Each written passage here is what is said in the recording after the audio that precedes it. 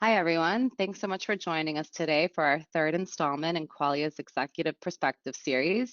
I'm Angela Lozano. I'm the Director of Product Strategy at Qualia. In this series, we speak with industry experts about market trends, business opportunities, positioning, and their perspectives on growth and customer experience, technology, and so much more. I'm here today with Sarah Blackburn, CEO of Bspoke Title Holdings. Thanks for joining me today, Sarah. Thanks, Angela. And Sarah is recognized leader in the title insurance and real estate industries with over 20 years of experience. She has opened multiple title agencies across the state of Texas and has deep expertise in corporate structure and law, profitability and growth, title and escrow operations, and more. We're so excited to have her as a speaker for us today. But before we get started, just a quick logistical note. If you have any questions during today's discussion, please submit them in the questions pane. We have a lot of attendees today, so we may not get to all of them, but we will follow up with you directly if your question is not answered. Also, if you're having any technical issues, try refreshing your browser. All right, so let's jump right in. So Sarah, to kick things off, can you give our listeners here today some background on Bespoke Title Holdings and your role there? Sure. Bespoke came about kind of by accident. I started investing in and opening title agencies several years ago. Once we got to the point where we had, three or four, it became clear that if we consolidated a lot of our back end systems, that it would be cheaper for each of the companies and it would create a stronger back end for each of them. So as we grew, Bespoke kind of came about by necessity.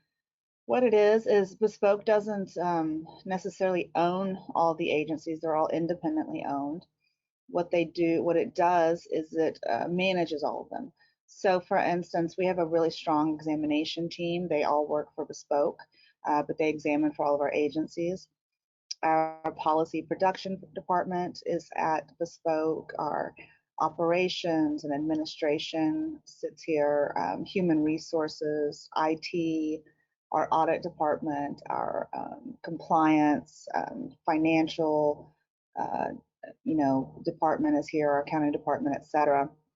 And so I'm the CEO of Bespoke, and that's what we do. Our goal really is to, we talk about this a lot, is to make sure that our teams out there on the ground can really focus on working with the client, rather than working with getting payroll done or worrying about an audit or trailing documents and stuff. We really try to take the burden off of them so they can focus on the client and their job. Nice. And as Bespoke operates 10 agencies across Texas, how do you accommodate the differences between companies, regions, sizes, and cultures from a management perspective?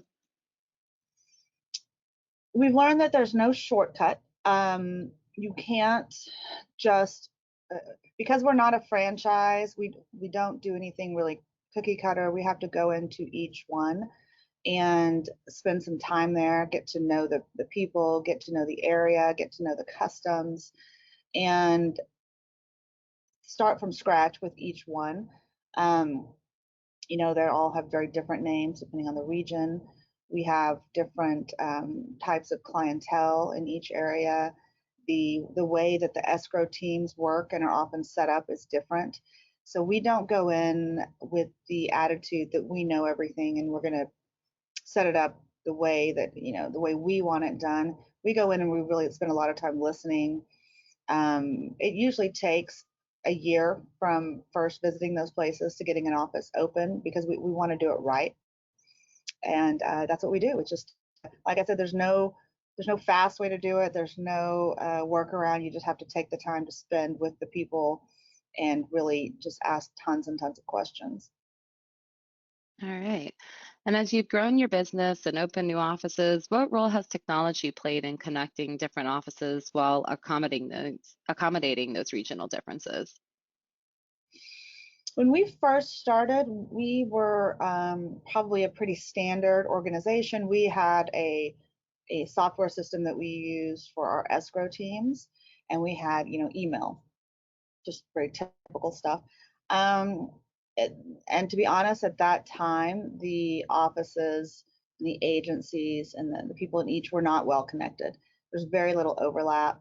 But as we began to adopt better technology, Qualia is a good example. In 2018, we adopted Qualia.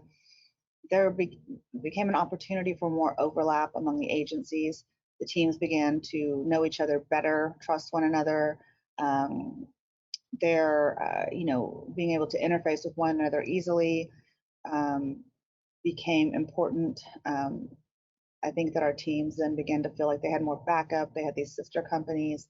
They started to trust in the fact that we have a lot of depth of talent on the various teams because they were spending more time communicating with one another. So I think that has been hugely important.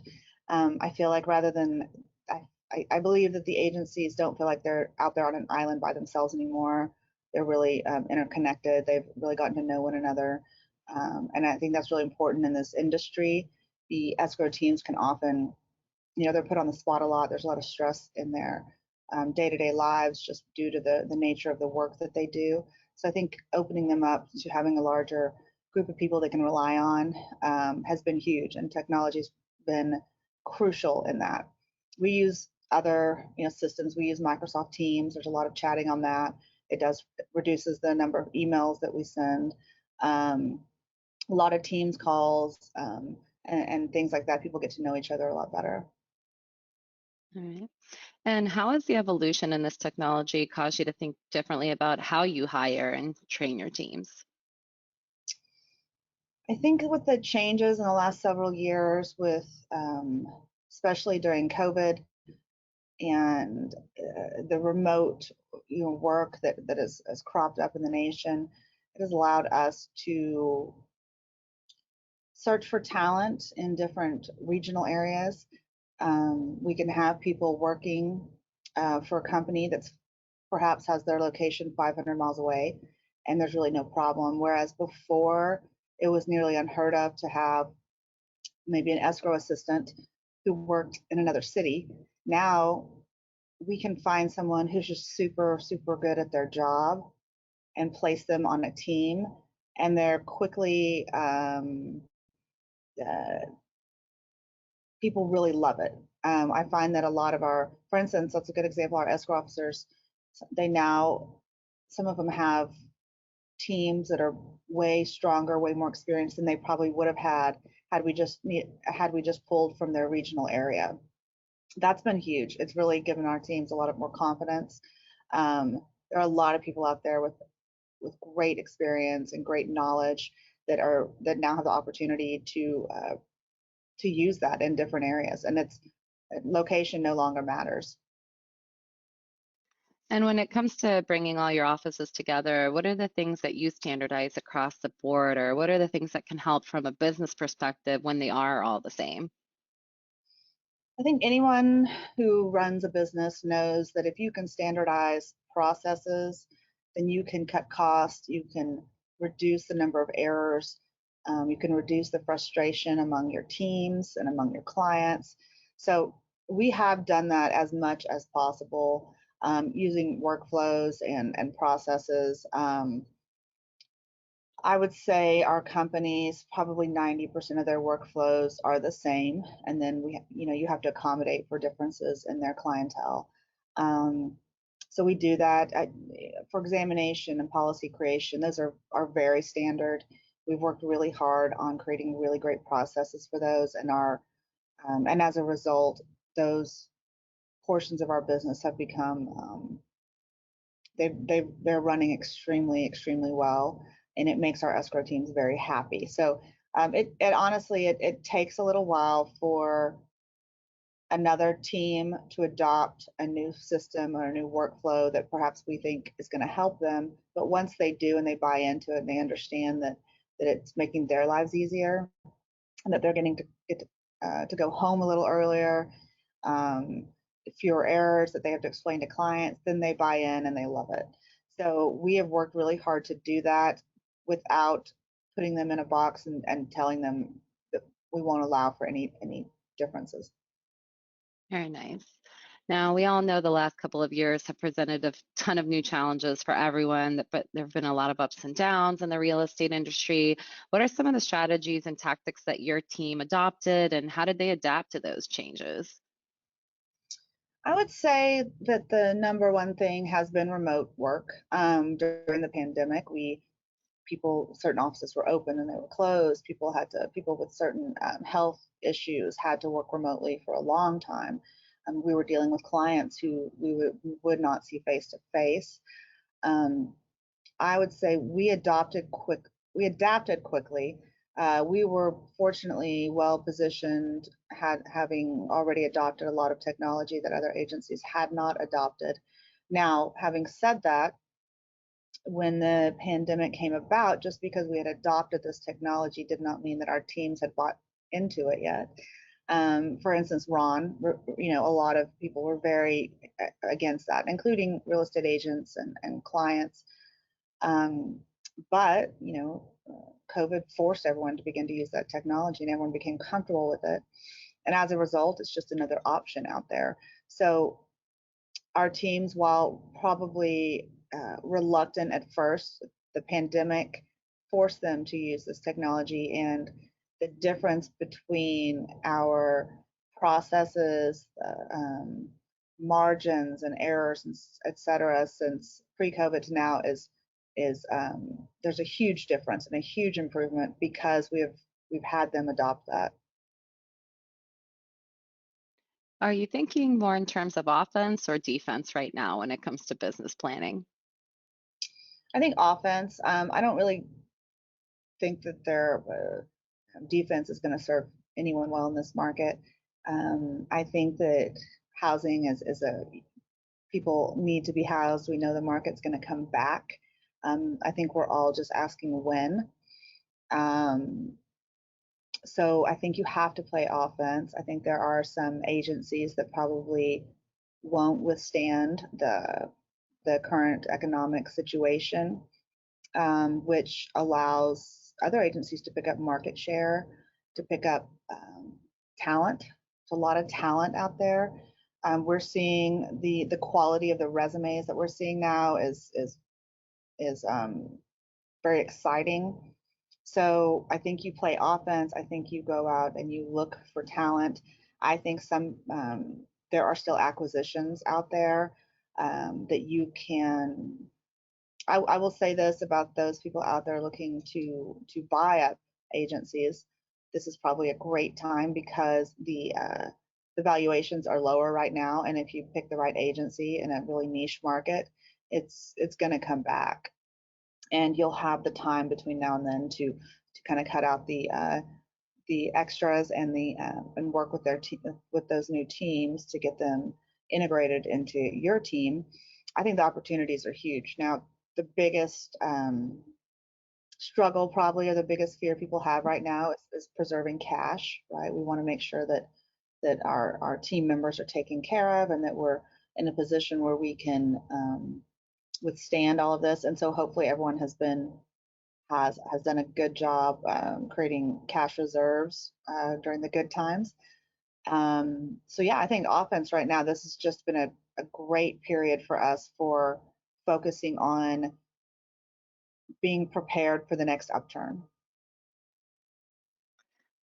And when we think about the themes we discussed previously, staffing, technology growth, there's always this balance between, like, as you just mentioned, being cash flow positive, but not having enough time to improve and invest in efficiency versus having the time to put into improving, but maybe not having the resources to do it. What do you think people should be focusing on when they do have the time? I would hope that most people have already spent the last couple years putting their cash into new technology. I do not think you can compete in this business anymore without technology. That a lot of the agencies you're seeing on the market right now are those who perhaps did not put enough money into technology, and they realize, I think, that they're probably not going to make it if they don't sell or change. So hopefully people have already done that. Now's the time, because there's more downtime, obviously, to focus on adopting the technology. And like, it's interesting. Sometimes we have all of this technology and we're using 40% of it. Um, it's really been a time for us to dig in and find out what are we not using, why are we not using it, if we use it, what will it do for us? So we have spent a lot of time on that. I think everyone should be doing that. I think if you're paying for the technology, and because we're all looking at our budgets right now and what can we cut, if you're paying for the technology, you need to make sure you're using it. I think it's important to have one or more people on your team whose focus is the technology. We have people on our team who just, for instance, just work on quality on the back end constantly for us. I think you've really got to invest, if anything, invest in that person, um, and take the time to sit with your teams and ask them what's working, what's not, and figure it out, because you can't come out of this cycle without having uh, really adopted every type of technology out there, because the technology has created a much more competitive marketplace. A lot more people can come into this market, so you need to be prepared. You can't be behind on that. But um, the technology available right now is great. Awesome. And if time and budget weren't an issue, what would you be investing in? Without a doubt, as I said before, because I think we've already invested in technology, I would be investing in people. Um, this is the time to pick up some of those people that perhaps you couldn't before. Perhaps they didn't return your phone calls, or they were really, fat and happy where they were. Everyone was fat and happy, making a lot of money, but now perhaps they're very uncomfortable with maybe the management of the company they're in. Maybe they're afraid of a company going under. Perhaps they've been laid off because they were some of the highest paid people in the company. Who knows? But absolutely, right now, go out and get the very best people you can find and build that team, because when the market comes back, you need to be prepared for that. So if money were no object, I would be definitely hiring as many people as I could. All right. And to conclude, what's the top advice you would give to title companies on how to succeed going forward? I would say take your time. I think we've seen a lot of people come into the market really quickly. A lot of them have failed because of that, because they come in and they don't really understand title. I think all of us in this industry understand that it's very specialized. Um, you can't come in and within 6 months even know a fraction of what you need to know to survive in this industry. Take your time. Um, if you're able, hire people who know more than you, and rely on them. Learn that you can't just open an office and put a couple people in it and hope that it runs itself. You have to manage that office. You have to support them. People who are client facing cannot do all the back end stuff well. They don't have the time, and you don't want to take their focus off of that. So you need to really invest money in a really strong back end system. If you don't, you won't retain your team. The product that you put out there won't be a good product. There'll be a lot of errors. You'll have a lot of unhappy clients. So take your time, hire the right people, and really, really learn and understand the industry. Well, Sarah, thanks so much for your insights into these themes. Definitely a lot to think about, and this has been really informative. That's all the questions that I have for you, but we did get a lot of questions coming in. We won't have time to get to all of them today, but we'll follow up with everyone we didn't get to after the webinar. But let's take a couple. First one is, have you found any methods or tips to speed up the process of opening new offices? Yes, I like to tease that I think we've opened 17 agencies. I like to tell people I'm pretty sure my team can get a company off the ground faster than anyone else, at least in Texas. Um, what we do is honestly, what we do is we have a couple licenses on the shelf typically. We have them, and that's just my business model is we open new agencies frequently, often a few a year. And so we often have a license ready so that when the opportunity comes, we're able to jump on it quickly. Now, there's not a lot of ways as we know in Texas, at least, the licensing process, it's a lot. It's difficult. We're super regulated here. So that gives you probably a 1 to 2, 3 month advantage. Aside from that, we're still finding that it's taking a while to find commercial property that's available, surprisingly, which has been a little surprising to me. So I would say if have your get the license first. That's going to be the biggest thing, and then work on space and the people. I think the second hardest thing is recruiting. You need to be well ahead of that. You need to be out there talking to people months in advance. You're not going to be able to walk out and in a week find an escrow officer that you like. You need to be spending months on that. So if you want to get open quickly, you need to understand the market, understand the people, have a short list of people that you want to hire, and I guess what I'm coming around to, I don't know if there's any shortcuts other than maybe having a license ready, and then maybe you know having a short list of people you want to hire. There's not a great way to get one going otherwise. All right. Next question is, will you continue to implement remote work going into 2023?